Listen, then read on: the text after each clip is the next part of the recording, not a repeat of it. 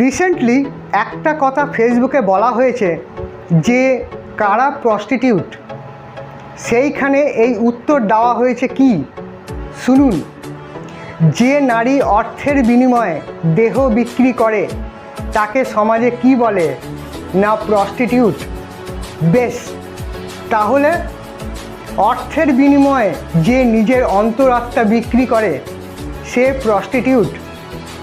আবার অর্থের বিনিময়ে যে ফাইলে সই করে সেও প্রস্টিটিউট। অর্থের বিনিময়ে যে চাকরিতে নিয়োগ দেয় সেও প্রস্টিটিউট। অর্থের বিনিময়ে যে আসামিকে জামিন দেয় সেও প্রস্টিটিউট। অর্থের বিনিময়ে যে দলের পদ বিক্রি করে সেও প্রস্টিটিউট। অর্থের বিনিময়ে যে দলের সাথে বেইমানি করে সেও প্রস্টিটিউট। অর্থের লোভে দেশকে টুকরে টুকরে যারা করতে চায় তারাও প্রস্টিটিউট। অর্থের লোভে যে নারী বা পুরুষ তার সঙ্গী বদলায় সেও প্রস্টিটিউট।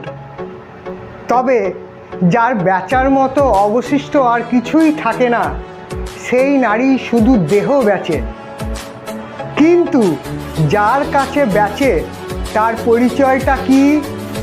না সেও কিন্তু প্রস্টিটিউট।